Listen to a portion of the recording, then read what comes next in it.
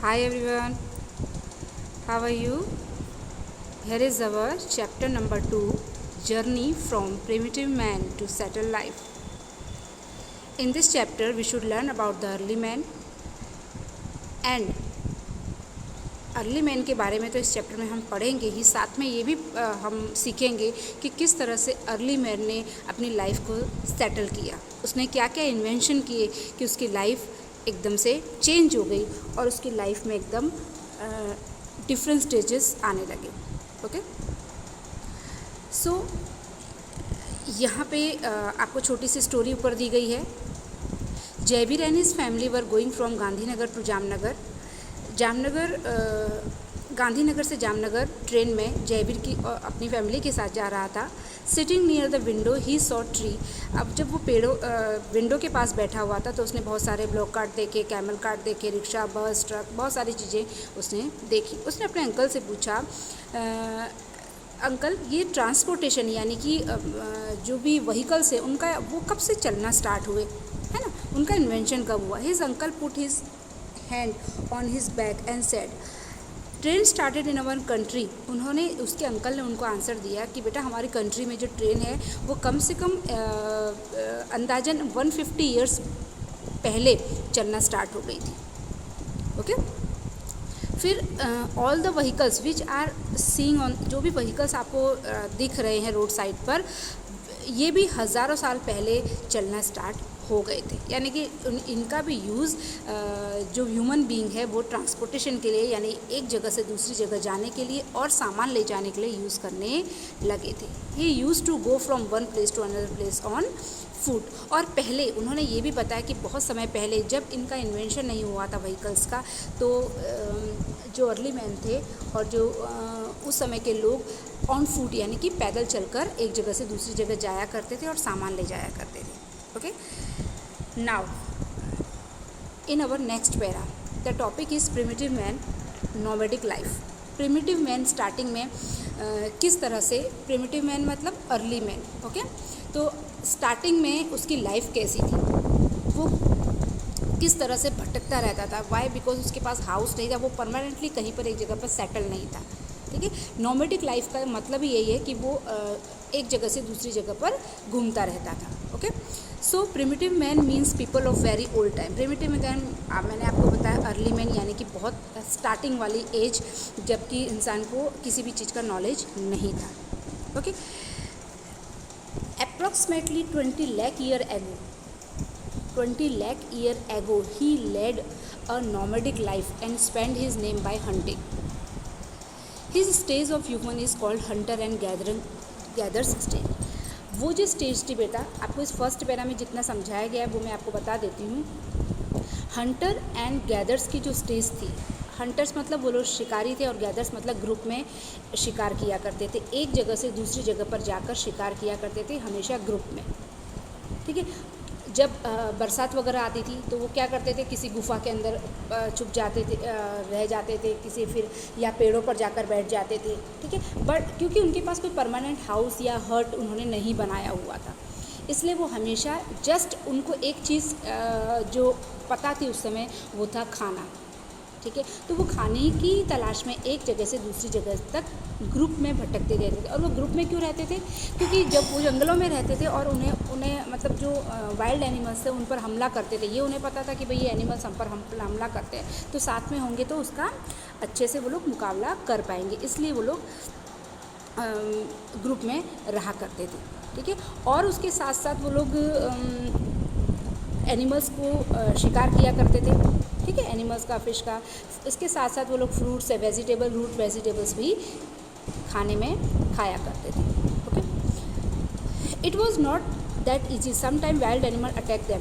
देखो मैंने आपको बताया कि हमेशा उनका शिकार करना, वाइल्ड एनिमल्स का शिकार करना कोई ईजी नहीं था।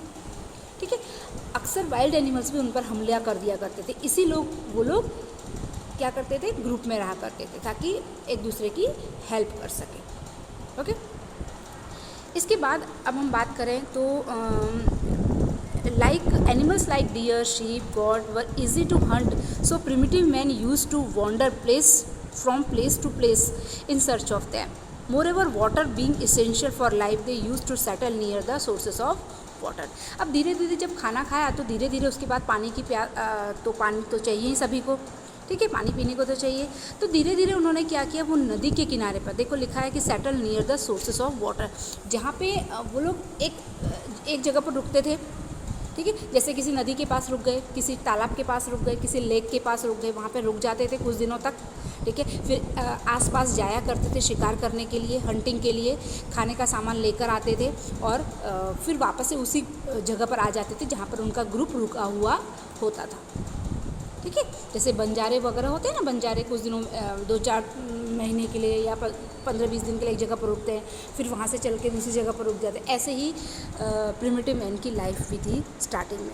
और जब भी वो रहा करते थे ग्रुप में तो वेल, लेक, रिवर, पॉन्ड इसके नज़दीक ही रहा करते थे ताकि पानी भी आसानी से अवेलेबल हो जाए। ओके, अब नेक्स्ट हमारा टॉपिक है places of human habitation of primitive man in India. वो जगह जहाँ पर अर्ली मैन रहा था, ठीक है, वो जगह आपको यहाँ पे बताई गई है। आर्कियोलॉजिस्ट आपको ये बताने की कोशिश करते हैं हमेशा बेटा कि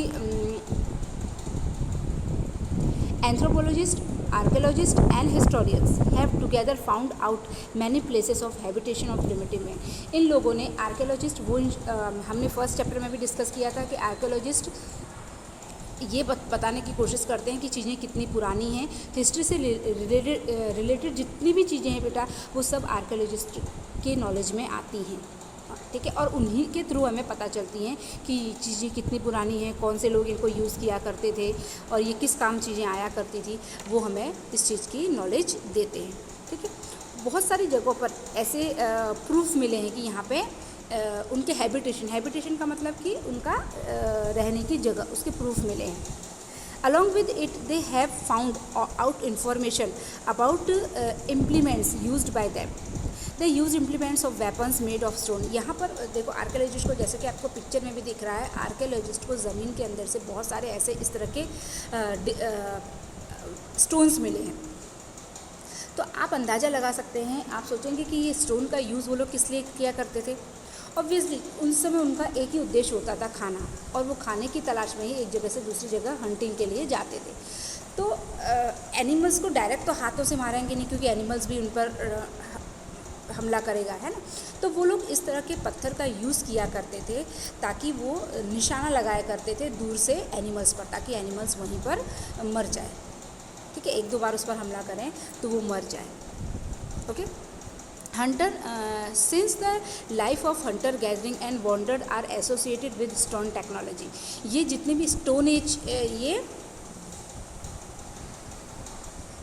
जितने भी पत्थर आपको दिख रहे हैं ये स्टोन एज से रिलेटेड रखते हैं। मतलब जब अर्ली मैन ने पत्थरों से औजार बनाकर या इस तरह से पत्थरों से एनिमल्स को मारना स्टार्ट किया तो उस एज को स्टोन एज कहा जाता है।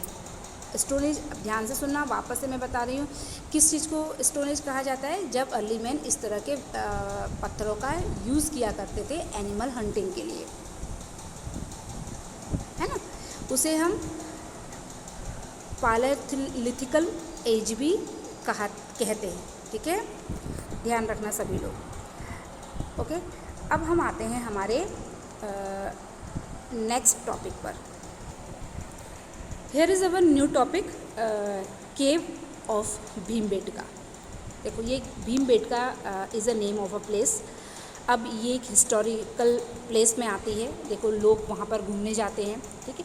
ये एक केव है बेटा, अंदर से पूरी गुफा है, ये पूरा पहाड़ जैसा है और अंदर से गुफा है। ऐसा माना जाता है कि अर्ली मैन यहाँ पर इन गुफाओं में धूप, बारिश, आंधी, तूफान और जंगली जानवरों से बचने के लिए इस केव का यूज़ किया करते थे, ओके। तो हिस्ट्री में ये भीमबेटका, केव ऑफ भीमबेटका बहुत ज़्यादा मायने रखती है। हमारा जो नेक्स्ट टॉपिक है वो है discovery of fire and wheel and there uses. हम हमेशा सोचते हैं कि अर्ली मैन ने आग की डिस्कवरी करी, ठीक है, तो हम आप उसी के बारे में यहाँ पे स्टडी करेंगे। Rules of ashes found in the cave of the primitive man in Kurnool in south India. South India में कुरनूल नाम की जगह पर केव के अंदर मिले थे हिस्टोरियंस को रूइंस ऑफ एशेस, यानी कि लकड़ी जलाई हो, है ना, इस तरह के चूल्हा जलाया हो या लकड़ी जलाई हो, इस तरह के उनको वहाँ पे एविडेंस मिले थे। उन एविडेंस के अकॉर्डिंग ही उन्होंने ये पता लगाया कि अर्ली मैन को आग जलाना आता था। As per historians approximately 11,000 years ago human started using fire, ठीक है। use of fire had revolutionized their life because with the help of fire they could cook the meat and eat, get light and protect themselves from the wild animals।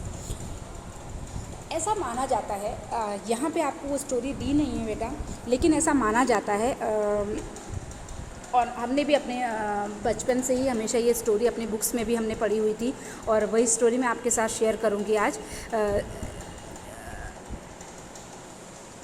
ऐसा माना जाता है कि early man पत्थरों को घिस रहा था, ठीक है। वो पत्थरों से जो आपको पहले हमने इस टॉपिक में डिस्कस किया ना, हमने पहले वाले टॉपिक में, कि वो स्टोन्स यूज़ किया करता था, तो वो स्टोन्स को बैठा बैठा घिस रहा था, शार्प कर रहा था। तो अचानक उसके दो पत्थरों को जब वो रगड़ रहा था, शार्प कर रहा था, तो अचानक उसके अंदर से चिंगारी निकली, ठीक है। चिंगारी निकली तो उस जहाँ पर वो बैठा हुआ था तो वहाँ पर सूखी घास पड़ी हुई थी, तो वो चिंगारी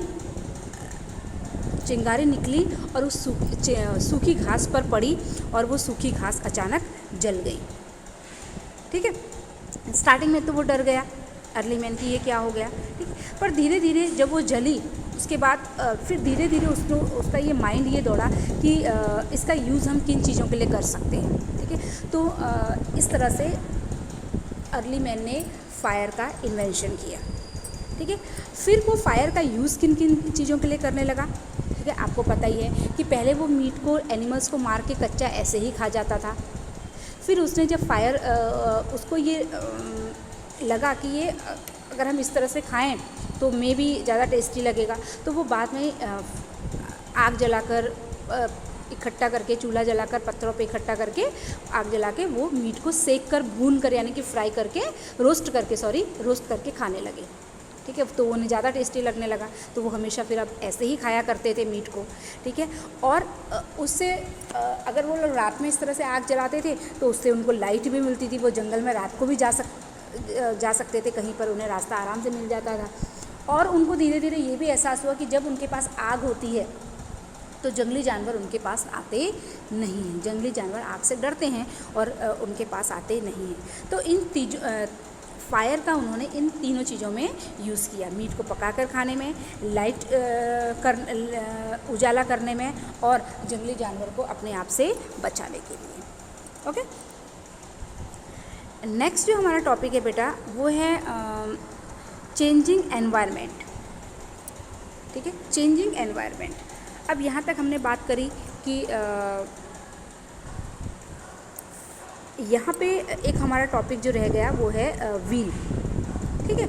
अब अर्ली मैन ने फायर का इन्वेंशन हो गया। Other than fire, wheel also, wheel भी जो रेवोल्यूशन था उनका व्हील वाला, वो भी एक बहुत अच्छी स्टोरी से जुड़ा हुआ है। अर्ली मैन ऊपर पहाड़ पर चढ़ा हुआ था, वहाँ से वो पहाड़ पे जो पेड़ थे उनमें से वो लकड़ियाँ काट रहा था, ठीक है। अब इतनी भारी लकड़ियों को वहाँ पहाड़ से नीचे जहाँ पर वो रह रहा था ग्रुप में अपने, वहाँ पर उसको लाना था जलाने के लिए, ठीक है। तो वो लाए कैसे, वो ला रहा था बेचारा अपनी पीठ पर लाद कर, अचानक उसमें से एक लकड़ी का टुकड़ा नीचे गिर जाता है। एक लकड़ी का जो लॉग उसने काटा हुआ था ना पेड़ से वो नीचे गिर जाता है, और नीचे गिर के वो रोलिंग करके वो नीचे ज़मीन पर आ जाता है। तो फिर उसका दिमाग चला और उसने सोचा कि इस तरह से कोई भी सामान हम अगर इसके ऊपर रख दें तो वो इसके ऊपर रोल करके नीचे आ सकता है। तो स्टार्टिंग में उसने बड़े बड़े लकड़ी के 2 लॉग बनाए, लॉग के ऊपर एक बड़ा सा वो रखा, कुछ सामान रखा, और उसके ऊपर वो सामान रख के एक जगह से दूसरी जगह आराम से खींच कर ले जाता था, ठीक है। फिर धीरे धीरे वो उसने व्हील बनाना सीख लिया, है। तो व्हील की स्टार्टिंग ऐसे हुई, ठीक है। अब आप जानते हो कि अर्ली मैन पहले एक जगह से दूसरी जगह खुद ही सामान ले जाया करता था पीठ पर लाद कर, ठीक है। अब जब व्हील का इन्वेंशन कर लिया तो उसकी लाइफ बहुत ईजी हो गई, उसका समय बचने लगा। ओके, नेक्स्ट जो टॉपिक है वो है चेंजिंग ऑफ एनवायरनमेंट।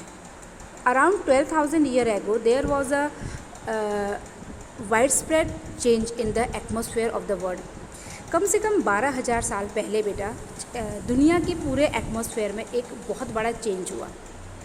ठीक है, पूरी उथल पुथल हो गई earth due to increase in temperature यानी कि टेम्परेचर बढ़ गया। Vegetation and grass field started growing in many areas of the world. As a result number of grass eating animals like deer, sheep, goat, etc. increased. Primitive men certainly got benefits of it. They started studying these animals' behavior and thus their mental development started. जैसे कि environment में change हुआ कि धीरे धीरे पानी कम हुआ और पृथ्वी पर जो है ज़मीन बनने लगी। जब ज़मीन बनने लगी तो उसमें बहुत सारा वेजिटेशन होने लगा, यानी कि जंगल आने लगे, जंगल उगने लगे। ठीक है, तो और जब जंगल उगने लगे तो हर्बीवोरस एनिमल्स जो थे यानी कि डियर, शीप, गॉट, काव, ये सब जो है इंक्रीज़ होने लगे। ठीक है, अर्ली मैंने इनके ये जो एनिमल्स जो इंक्रीज़ हो रहे थे उनके बिहेवियर को ऑब्ज़र्व किया और उसमें ये ऑब्ज़र्व करके पता लगाया कि ये एनिमल्स बहुत सीधे साधे हैं, इनको आराम से अपने यूज़ के लिए हम पाल सकते हैं। ठीक है, तो यहाँ से उसका माइंड डेवलप्ड हुआ अर्ली मैन का और उसने एनिमल्स को अपने यूज़ के लिए पालना स्टार्ट किया। Okay, they came in contact with grass. धीमे धीमे वो grass, vegetation as well as wheat, अब वो धीरे धीरे क्या करने लगे भाई, अब उनके पास तो एनिमल भी हो गए थे, तो वो धीरे धीरे, और नदी के किनारे मैंने आपको बोला कि वो लोग ग्रुप में नदी के किनारे रहा करते थे। ठीक है, तो वो धीरे धीरे उनको खेती करने का आइडिया आया, तो वो लोग वीट, बार्ले, इस तरह का ग्रेन्स उगाने लगे। ठीक है, by use stone women made and children collect grain.